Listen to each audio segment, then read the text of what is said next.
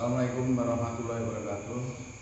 Eh, Mahasiswa yang saya cintai dan saya hormati, melanjutkan perkuliahan kemarin dengan pokok bahasan mengenai perjanjian nominat, di mana pada perkuliahan kemarin kita sampai pada persekutuan perdata. Pada kali ini kita lanjutkan perjanjian nominat yang selanjutnya, yaitu perkumpulan. Selain persekutuan perdata tempo hari, dalam perjanjian nominat diatur mengenai perkumpulan. Dalam persekutuan perdata tentunya berbeda dengan perkumpulan. Dalam persekutuan perdata, orang-orang, para pihak dalam hal ini melakukan perkumpulan ataupun persekutuan dengan maksud untuk mencari keuntungan, sehingga apa yang dia lakukan tentunya dengan melakukan inbreak selanjutnya ingin mendapatkan keuntungan. Namun dalam perkumpulan tentunya ini sangat berbeda dengan pengertian perseroan ataupun persekutuan perdata. Nah, yang membedakan dengan perseroan dengan perkumpulan, dalam perkumpulan keputusan rapat anggota diambil dengan suara terbanyak, sedangkan pada perseroan pada akhirnya diperlukan persetujuan dari segenap anggota itu. Kemudian yang kedua, para anggota perkumpulan selaku perseroan tidak bertanggung jawab atas perjanjian dari perkumpulannya, dan segala utang dan perkumpulan hanya dapat dilunasi dari barang-barang kekayaan perkumpulan. Jadi itu salah dua berarti. Nah, dalam KUH Perdata disebutkan 4 macam badan hukum. Contohnya badan hukum yang didirikan oleh pemerintah, kemudian badan hukum yang diakui oleh pemerintah, kemudian badan hukum yang diperizinkan, dan yang keempat atau yang D, badan hukum yang didirikan oleh orang-orang partikuler atau swasta dengan suatu tujuan tertentu yang tidak bertentangan dengan undang-undang. Nah, ada dua hal yang dapat mengakibatkan suatu perkumpulan kehilangan kedudukannya selaku badan hukum. Apabila pemerintah menetapkan bahwa suatu perkumpulan itu bertentangan dengan ketertiban umum. Selanjutnya, apabila hakim mencabut kedudukan suatu perkumpulan selaku badan hukum dengan alasan perkumpulan itu telah menyimpang dari isi anggaran dasar yang telah disahkan oleh pemerintah. Perkumpulan dapat melakukan perbuatan hukum seperti manusia kecuali dalam pembatasan kekuasaan. Kemudian dalam badan hukum, yaitu memberi kuasa kepada pengurus untuk bertindak atas nama perkumpulan dan membentuk hubungan hukum dengan perkumpulan hukum lain. Nah, dalam hal ini memberi kuasa kepada seseorang untuk bertindak dalam hubungan hukum dengan pihak lain. Jadi dia melakukan tindakan keluar atas nama perkumpulan tersebut. Nah, apabila pengurus atau bertindak menyimpang dari kekuasaannya, maka perkumpulan hanya terikat apabila di kemudian hari ternyata ada keuntungan bagi perkumpulan atau apabila tindakan tersebut disahkan oleh rapat anggota. Nah, itulah sebuah perkumpulan. Jadi sebagai contoh agar lebih jelas dalam perkumpulan ini contohnya adalah ya seperti yayasan, ya, seperti koperasi. Tentunya ini adalah dalam ranah tidak mencari keuntungan, ya, dalam teorinya kan demikian.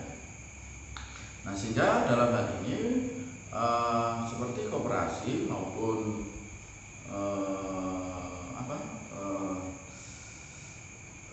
yayasan ini adalah suatu bentuk perkumpulan yang berbeda dengan persekutuan perdata, ya, karena dalam persekutuan perdata dia mencari keuntungan, ya.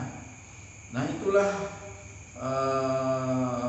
berkaitan dengan perjanjian nominat yang dalam hal ini dikenal dengan perkumpulan. Kita lanjutkan perjanjian nominat selanjutnya, yaitu hibah, ya, perjanjian hibah. Nah, perjanjian hibah itu apa? Yang dimaksud dengan hibah dalam bahasa Benda tentunya adalah skenking. Sedangkan menurut istilah yang dimaksud hibah sebagaimana disebutkan dalam pasal 1666, nah mudah ya, 1666 KUH Perdata adalah hibah. Ini adalah suatu persetujuan dengan mana si penghibah di waktu hidupnya, saat dia masih hidup, ya, dengan cuma-cuma dan dengan tidak dapat ditarik kembali, menyerahkan suatu benda guna keperluan si penerima hibah yang menerima penyerahan itu, ya. Bahwa yang dimaksud dengan penghibah adalah digolongkan pada apa yang dinamakan perjanjian cuma-cuma. Kalau kita melihat jenis-jenis perjanjian, ini adalah perjanjian apa? Cuma-cuma, ya. Nah, tempo hari kan kita sudah pada pembahasan sebelumnya kan kita sudah membahas mengenai jenis-jenis perjanjian, ya. Nah, dan itu digolongkan perjanjian cuma-cuma itu. Apa maksudnya? Bahwa di sini maksudnya bahwa perjanjian tersebut tidak ada prestasi, ya, tidak ada prestasi. Jadi prestasi hanya pada satu pihak saja, bukan kedua belah pihak.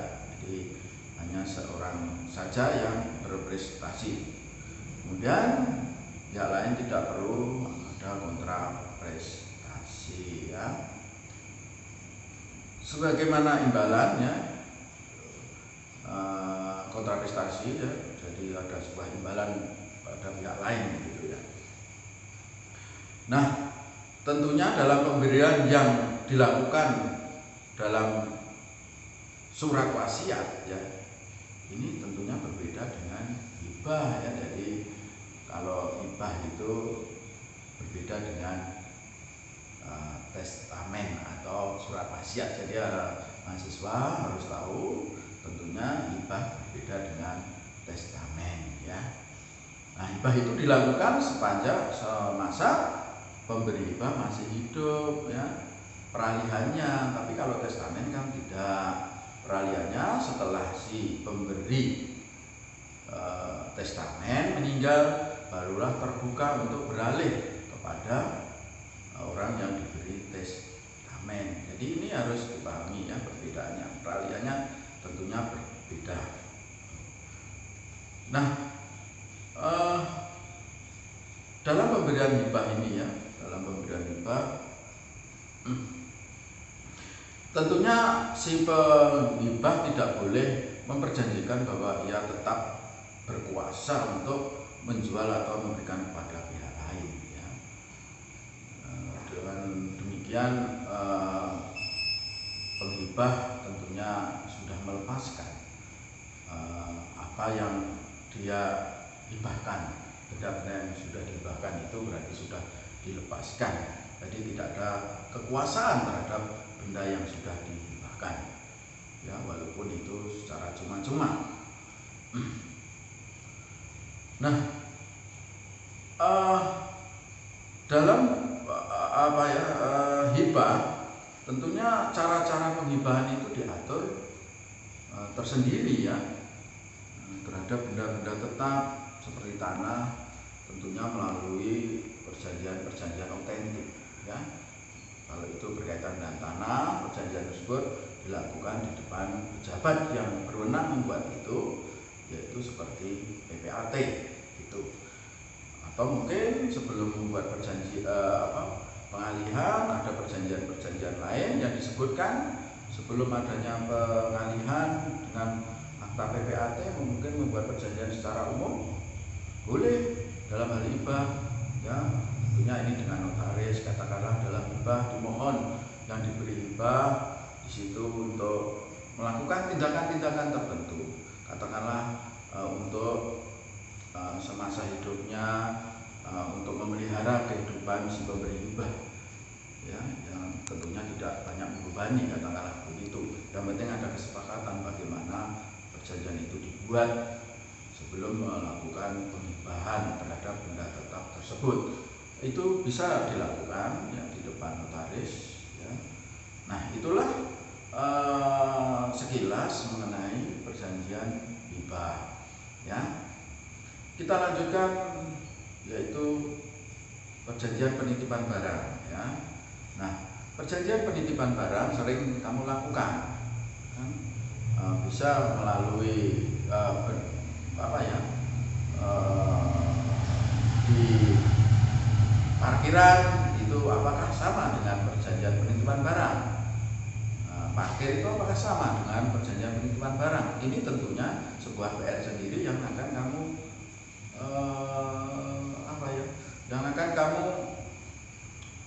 kaji sendiri nanti.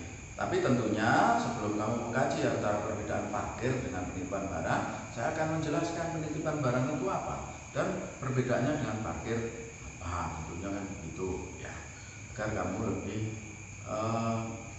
antusias untuk mengetahui perbedaannya. Nah, penitipan barang itu diatur dalam pasal 1694 KUH Perdata. Penitipan barang terjadi bila orang menerima barang orang lain dengan janji untuk menyimpannya, ya, dan kemudian mengembalikannya dalam keadaan yang sama, ya. Poin yang dapat diambil dari pasal 1694 ini, ya, antara lain yang pertama, penitipan barang terjadi bila calon penerima titipan setuju untuk dititipi barang. Tanpa persetujuan dari penerima penitipan barang tidak akan terjadi, karena dengan ada tidaknya persetujuan sama dengan tidak adanya beban tanggung jawab. Nah, ini syarat suatu perjanjian, ya. Jadi syarat suatu perjanjian itu berlaku umum, harus ada persetujuan. Kemudian yang kedua, barang yang dititipkan kepada penerima titipan adalah milik orang lain, ya. Barang yang dititipkan kepada penerima titipan adalah milik orang lain. Milik orang lain berarti milik si pemberi titipan, gitu. Atau bisa juga milik pihak ketiga. Jadi penitipan barang tidak ansih semata miliknya yang menitipkan barang. Mungkin barang milik orang lain melalui perantara dia kemudian dititipkan. Itu juga masuk dalam barang yang bisa dititipkan, gitu. Nah, kalau milik si penerima titipan itu namanya kalau milik si penerima titipan itu namanya mengembalikan barang, bukan menitipkan barang nanti, ya. Jadi kalau milik si penerima titipan itu namanya mengembalikan barang, bukan menitipkan barang. Selanjutnya yang ketiga, barang titipan untuk disimpan oleh penerima titipan, tidak untuk dipakai. Nah, kalau kamu dititipi barang kemudian kamu pakai, ya, itu berarti tidak masuk dalam unsur yang dikenal dengan penitipan barang. Itu. Selanjutnya yang keempat, ya, poin yang keempat, barang titipan dikembalikan, ya, dalam keadaan yang sama kepada pemberi titipan, sebagaimana kondisi saat barang itu dititipkan, gitu, ya. Nah, dapat juga barang titipan tidak dikembalikan ke si pemberi titipan, bisa jadi demikian, ya. Nah, bisa dikembalikan kepada kuasa wakil. Jadi, si pemberi titipan asal hal tersebut diperjanjikan secara jelas sebelumnya, gitu. Nah, berkaitan dengan penitipan barang, ya, ada jenis penitipan barang, yaitu penitipan barang murni atau sejati. Kemudian ada yang namanya sekwestrasi, penitipan dalam perselisihan, ya. Nah, ini perlu saya jelaskan dulu apa itu sebuah perjanjian penitipan barang murni, yaitu bahwa penitipan itu memang murni tanpa ada suatu barang yang memang itu akibat perselisihan, ya. Jadi semata-mata murni barang itu dititipkan. Nah, kemudian perjanjian sekretasi ini penitipan dalam perselisihan, contohnya begini. Kalau ada yang namanya pembebasan tanah, katakanlah jalan tol Sogokerto, ya, Solo mana itu sampai Mojokerto, ya. Kemudian dalam pembuatan jalan tol itu menggusur atau melibatkan tanah milik seseorang dengan ganti untung. Sekarang kan ganti untung. Nah, ada orang yang ikhlas untuk diserahkan tanah itu, namun ada yang tidak ikhlas.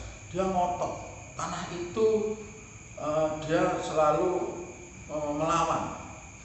Sehingga dalam hal ini sudah ada tanah yang sudah dibebaskan, dibuat jalan, namun ada satu tanah karangan yang tidak dibebaskan karena persoalan ketidakcocokan dalam hal ganti rugi. Dalam hal ini, ya, pemerintah atau bukan pemerintah, ya, si pembebas lahan, ya, apabila sudah melalui proses-proses atau tahapan tertentu, kemudian orang tadi yang ngotot untuk mempertahankan haknya itu, ya, dan mereka tidak setuju dengan harga itu, kemudian karena dengan cara-cara yang sudah melalui proses yang sebagaimana mestinya dia masih ngotot, maka sebuah lembaga ataupun badan yang membebaskan tanah tersebut dapat menitipkan uangnya, ya. Dia kan tidak mau menerima, katakanlah sebelahnya 2 miliar, 1 meter 2 juta, di situ sudah dikasih 2 juta lebih sedikit, dia nggak mau, ya, padahal tinggal 1 kapling itu. Maka orang yang membebaskan atau lembaga yang membebaskan ini menitipkan uang pembebasannya itu di pengadilan, ya, di pengadilan. Kemudian tanah itu terus dibuat jalan tol. Maka penitipan uang di pengadilan ini namanya sekwestrasi, ya, namanya sekwestrasi. Nah, penitipan dalam perselisihan ini sering, ya, kalau kamu ingin membahas dalam mengambil skripsi, membahas hal ini, banyak contoh ini, ya. Karena antara Solo Semarang ini banyak juga yang bandel, kemudian ya sudah, dalam hal ini uang dititipkan di pengadilan. Kalau kamu ambil ya silakan, tidak ambil ya silakan, ya. Tentunya sesuai dengan jumlah harga yang dibebaskan, dititipkan. Kan ngotot, nggak mau saya menerima uangnya, nggak mau, nggak bisa begitu, ya. Nah, kalau hal itu dia ngotot tidak mau menerima uang, ya, nanti sebuah kepentingan umum akan terhambat. Itu contoh, ya, contoh penitipan yang murni dan contoh penitipan yang sekwestrasi, gitu, ya. Ya, jadi penitipan murni itu dianggap cuma-cuma, ya. Tadi kan ada 2, penitipan murni dan sekwestrasi. Kemudian dalam penitipan murni itu hanya untuk barang-barang bergerak ya. Jadi bila si pemberi titipan dan si penerima titipan tidak ada pembicaraan kesepakatan mengenai perihal biaya ya. Jadi kalau nitip barang itu tidak ada yang namanya biaya ya. Jadi di sini adalah perjanjian cuma-cuma tanpa biaya. Jadi kalau kamu menitipkan sesuatu kepada teman kamu, aku nitip barang ya, terus yang dititipi minta imbalan, itu tentunya berbeda. Nah ini mohon dikaji dengan perjanjian lain apakah sama dengan parkir atau tidak, kan gitu ya. Karena apa? Penitipan barang sifatnya adalah cuma-cuma ya. Demikian juga dalam hal sekestrasi ya, katakanlah pembebasan lahan, kemudian si yang membebaskan menitipkan ke pengadilan.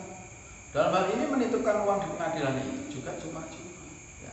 Nah kembali pada untuk perbedaannya dengan penitipan murni, bahwa penitipan sekestrasi ini adalah penitipan yang berada dalam persengketaan ya. Nah itulah sekilas mengenai perjanjian penitipan barang. Ada dua, perjanjian murni dan sekestrasi ya. Kita lanjutkan berkaitan dengan perjanjian pinjam pakai.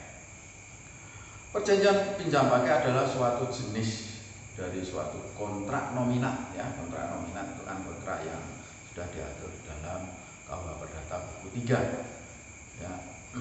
Dalam perjanjian pinjam pakai ya, ini berbunyi demikian, saya bacakan di dalam perjanjian pinjam pakai ya. Semua perjanjian baik yang mempunyai nama khusus maupun yang tidak,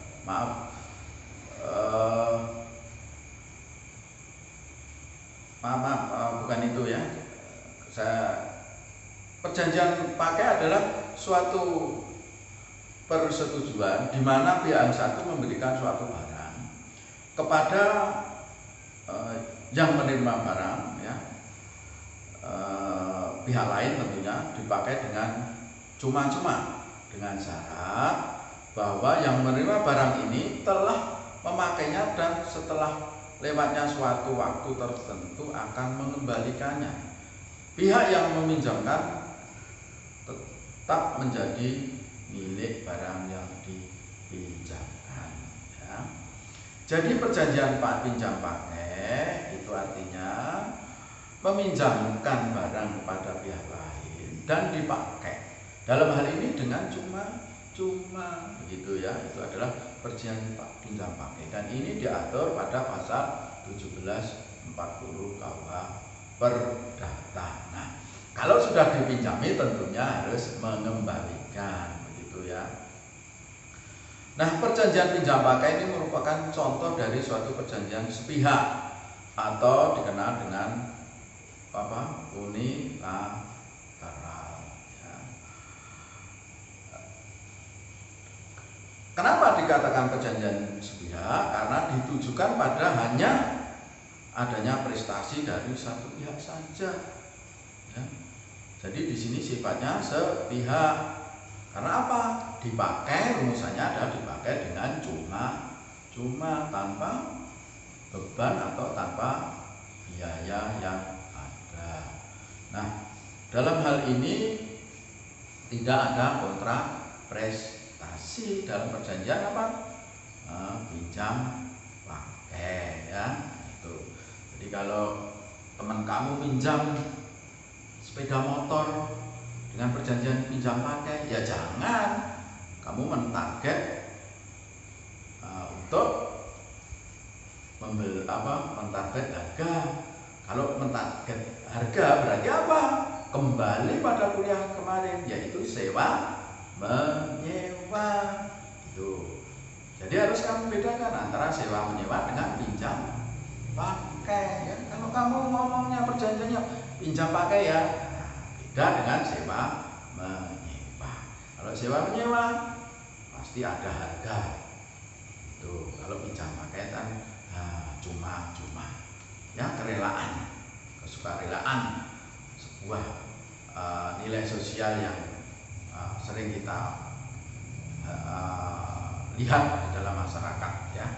tetangga pinjam sepeda motor ya dengan cuma-cuma, atau tetangga pinjam mobil cuma-cuma, itu adalah perjanjian perjanjian pinjam pakai. Kuliah yang terakhir pada saat ini yaitu berkaitan dengan perjanjian nominal pinjam meminjam ya. Pinjam meminjam tentunya ini berbeda juga dengan istilah sewa menyewa ataupun pinjam pakai ya. Pinjam meminjam diatur pasal 1754 KUH Perdata.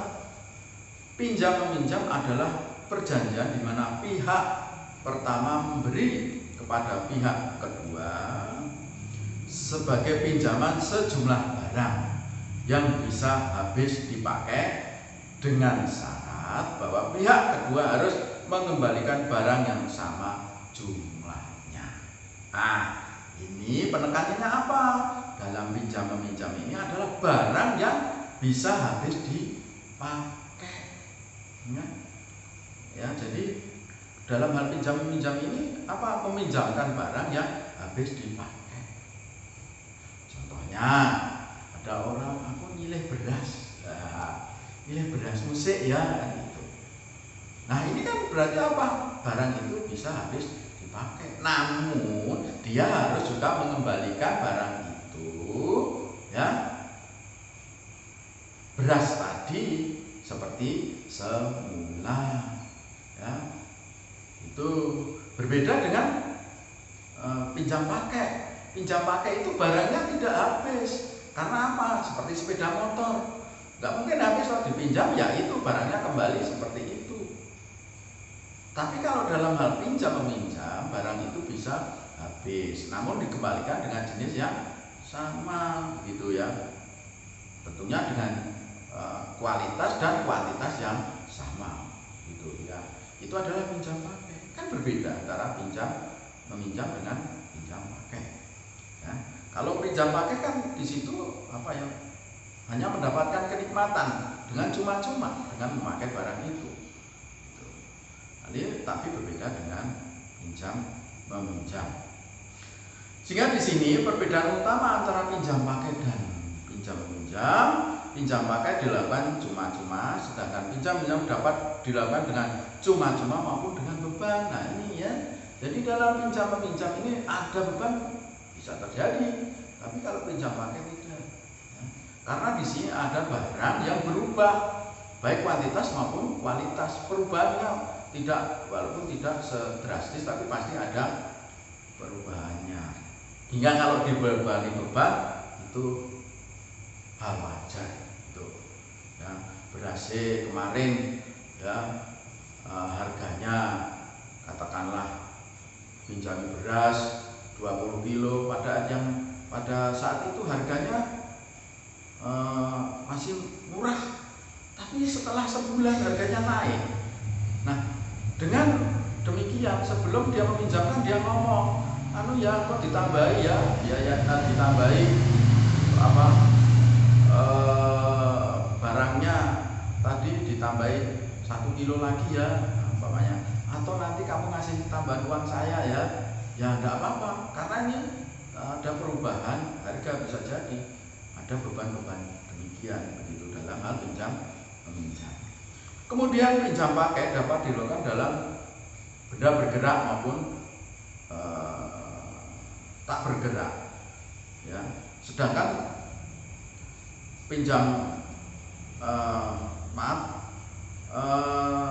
dalam pinjam meminjam itu bisa bergerak dan tidak bergerak, namun dalam pinjam pakai hanya benda bergerak seperti tadi yang sudah saya utarakan dalam pinjam pakai.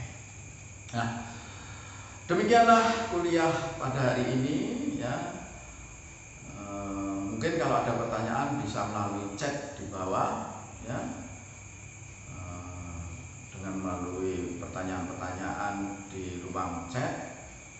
Untuk itu saya akhiri pada kuliah hari ini. Selamat belajar, semangat, terus jaga kesehatan. Assalamualaikum warahmatullahi wabarakatuh.